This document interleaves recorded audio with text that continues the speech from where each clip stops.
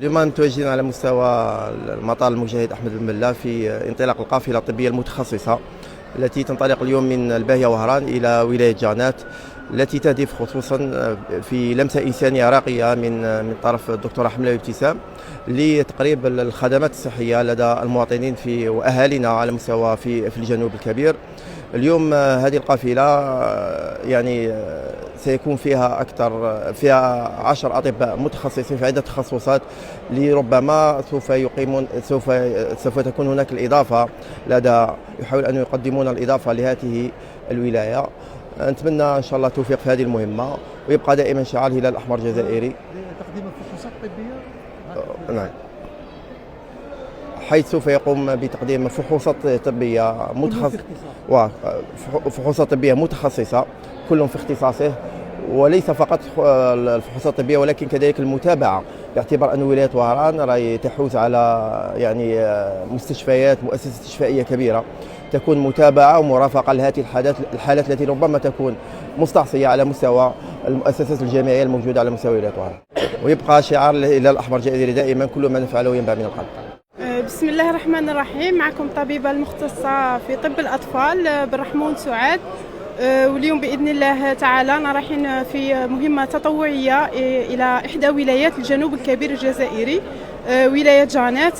إن شاء الله هذا العمل النبيل يكون في المستوى تطلعات أهل المنطقة بإذن الله. معكم الدكتور حروس فيصل، طبيب مقيم في الأمراض الرئة والأمراض التنفسية. اليوم إن شاء الله رانا متوجهين لولاية جانات باش نقدموا فحوصات طبية متخصصة لأهلنا في ولاية جانات.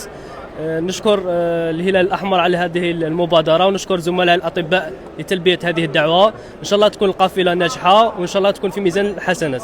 C'est Dr Belhaj, médecin résidente en dermatologie au niveau du CHU d'Oran.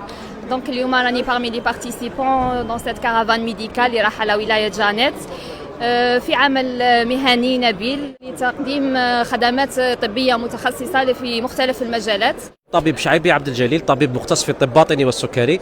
كما تعودنا مع خرجاتنا مع الهلال الأحمر الجزائري، اليوم رانا متوجهين إلى جانات في إطار التآزر والتضامن الذي عودنا به الهلال الأحمر. السلام عليكم، معكم دكتور بالعبدي، طبيب مقيم في الأمراض الجلدية. التخصصات اللي رايحة تقوم بهذه القافلة: طب أمراض الجلد، طب أمراض القلب، أمراض العيون، الطب الداخلي، طب النساء والتوليد، طب الأطفال، طبيب الأنف والأذن والحنجرة.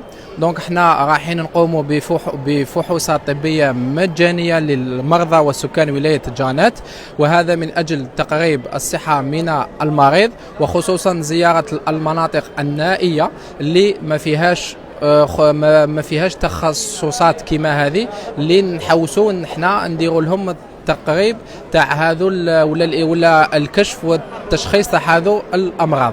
ونشكر من هذا المنبر كل الأطباء المتطوعين اللي رايحين يقوموا بهذه القافلة الطبية.